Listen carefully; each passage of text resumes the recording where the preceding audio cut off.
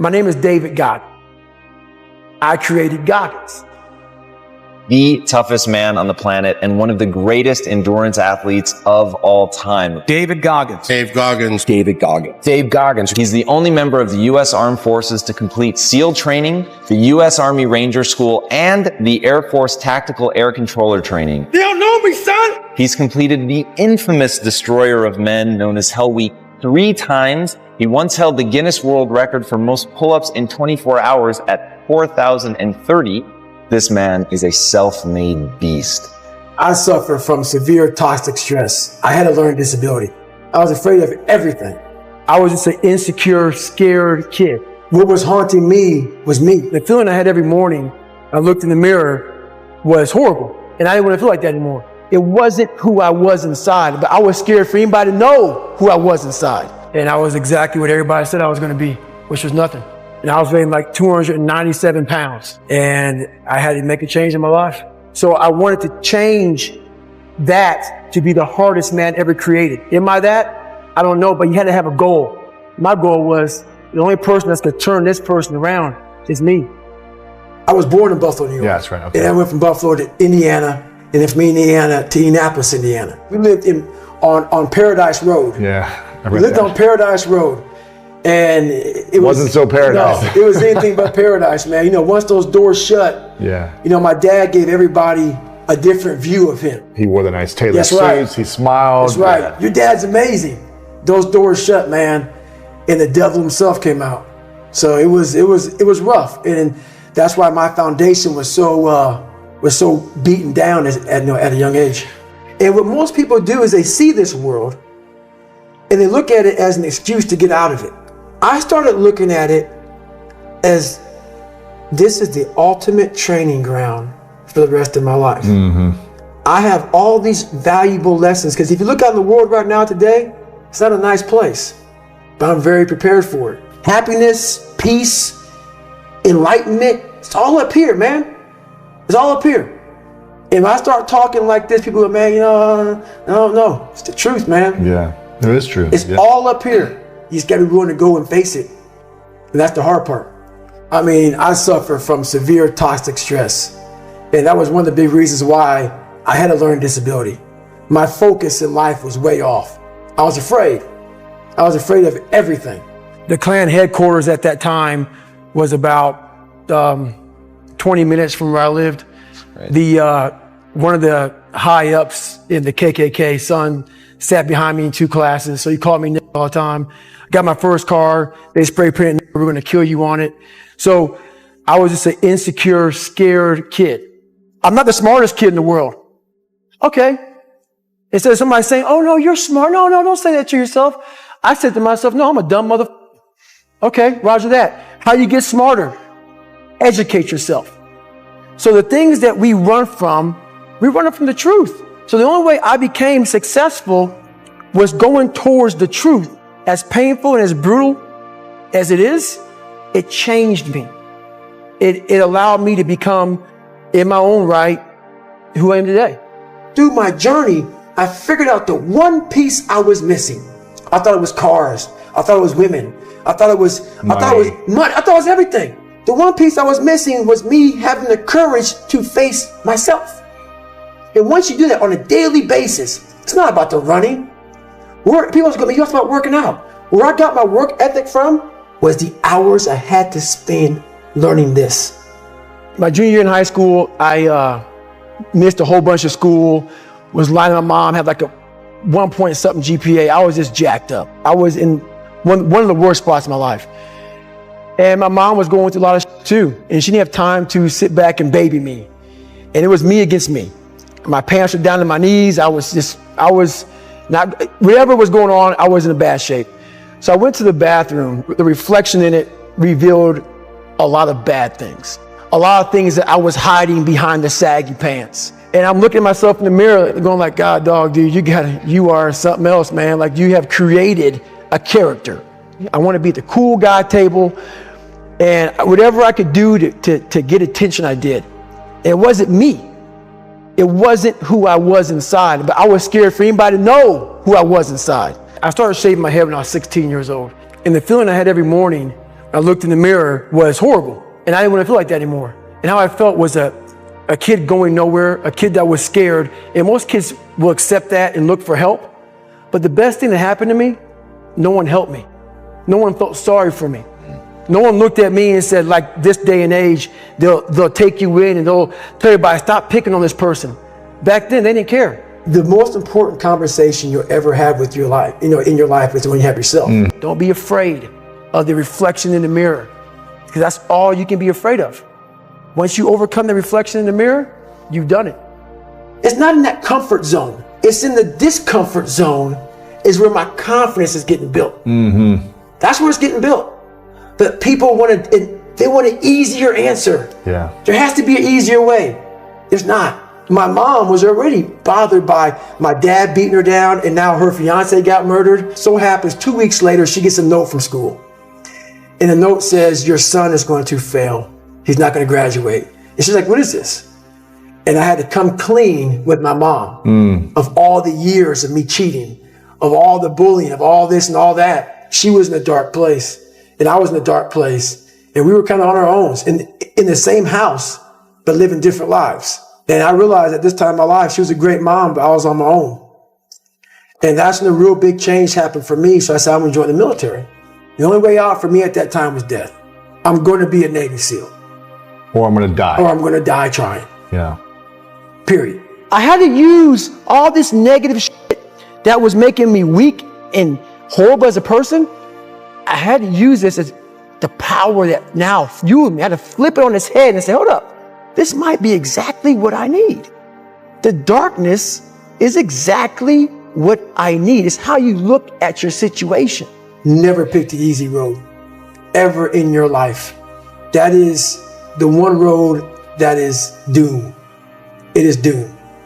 If you want something like 6-minute abs, all these different things, and people want it so fast, you may achieve what you wanted, but you want the permanent fix. The permanent fix comes from the hard road. The hard road gives you permanent results.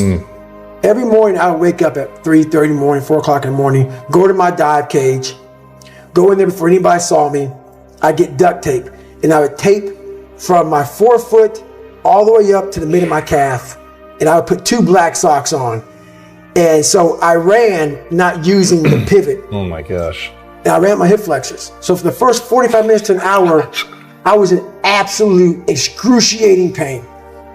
But what motivated me through that whole process was the fact that this kid came from that.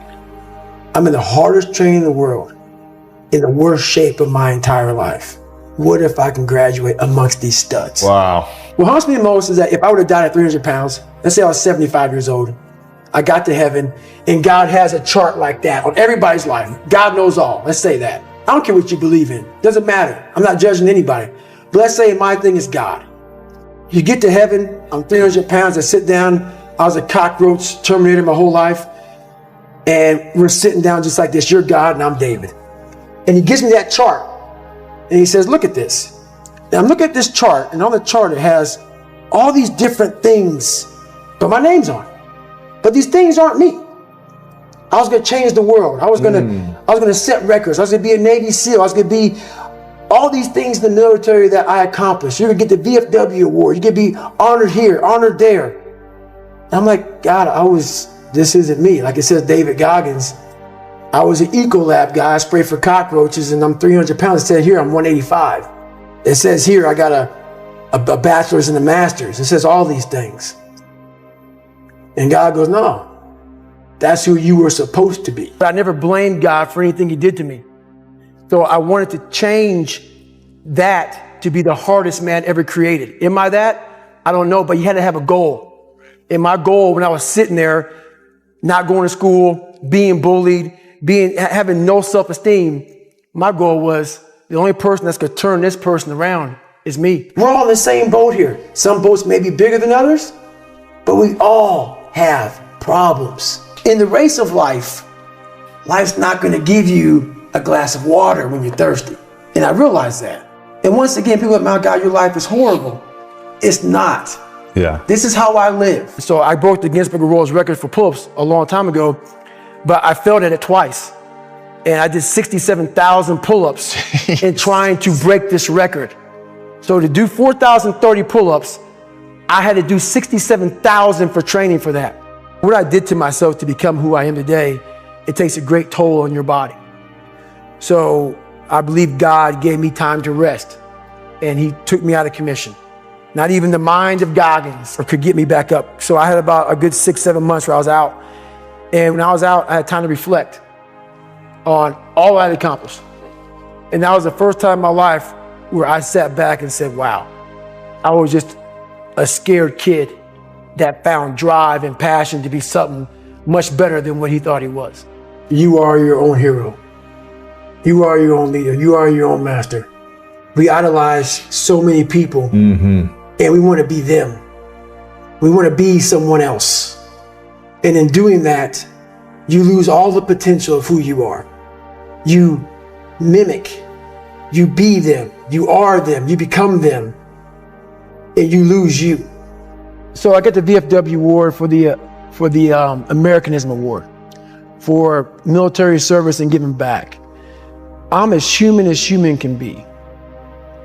That's why what you see is what you get. At that moment when I was giving my speech, and I thanked my uncle for being there, and I got to my mom, it wasn't just about her. It was, I know what she went through. I know what I went through, and we got knocked down so much. I had a moment in front of all these great American heroes where I had a chance. It was like so fast. It went through me like lightning of, I can't believe I'm here. I can't believe I'm getting an award like this. Let's say there's 10 people in this room and we're all mediocre, but I'm the best of the mediocre people. I now think I'm great. I'm great. We surround ourselves around people that make us feel great. They tell us what we want to hear. The second we put ourselves amongst the uncommon people, we don't like that feeling, that challenging feeling of that person who's waking up at 3:30 in the morning and say, hey, put your shit on, we're going for a run. We don't like that challenge. That's the mediocrity of life. We want to be the best amongst the average people. I can literally right now be a 300-pound guy spraying for cockroaches. Still to this day, if I did not look in that mirror and say, there has to be more to this. This can't be it. And then willing to go into it, dive deep into it, and give all I have to find it. No matter what avenue I choose, I want to be the very best. And the very best may not be I'm number one. The very best is, did I leave everything inside of me out there? So attacking is not like, oh, I want to win this or win that or be the best. The best is I'm running against myself in everything I do. And that's what I attack. I attack myself. I'm always questioning myself. I'm always holding myself accountable. Last question. What is the impact that you want to have on the world? It's a great question, man. And it's a question that I've been asked a million times. And I have several answers for it. But the biggest one is we are all great. No matter if you think you're dumb, no matter if you think you're fat, no matter if you are fat, no matter if you've been bullied, or no matter if you just got back from Iraq or Afghanistan and you have no legs or your arms or whatever, man, we all have greatness. You got to find the courage. You got to find the courage to put your Bose headphones on and silence the noise out of this world and to find it. Here is a key point from David Goggins. David Goggins emphasizes the importance of mental toughness and resilience. He believes that facing and overcoming obstacles is crucial for personal growth. Goggins shares his own experiences of enduring severe challenges, from toxic stress in his childhood to the grueling demands of Navy SEAL training. He highlights that developing a strong mind requires embracing discomfort and using difficult situations as opportunities to build mental strength. Goggins also stresses the value of accountability and self-reflection. He advocates for looking in the mirror and being honest with oneself about weaknesses and areas needing improvement. This practice helped him transform from an overweight, insecure individual into one of the toughest endurance athletes. By holding himself accountable and constantly seeking to improve, Goggins believes anyone can achieve their goals. Another critical lesson from Goggins is the necessity of relentless work ethic and discipline. He recounts how he would wake up at 3 a.m. to train, pushing his limits to prepare for the challenges of SEAL training and endurance events. Goggins asserts that consistent, hard work is essential for achieving greatness, and that there are no shortcuts to success. His dedication to rigorous training routines exemplifies his belief in the power of discipline. Goggins highlights the importance of setting and pursuing ambitious goals. He set out to be the hardest man ever created, and used this goal to fuel his relentless drive. Having a clear, motivating goal can provide the necessary focus and determination to overcome obstacles and achieve extraordinary results. Goggins' journey illustrates that with a strong goal, individuals can push beyond their perceived limits. Finally, Goggins speaks about the significance of using past experiences, especially negative ones, as fuel for future success. He turned his painful experiences and adversities into motivation, using them to drive his pursuit of excellence.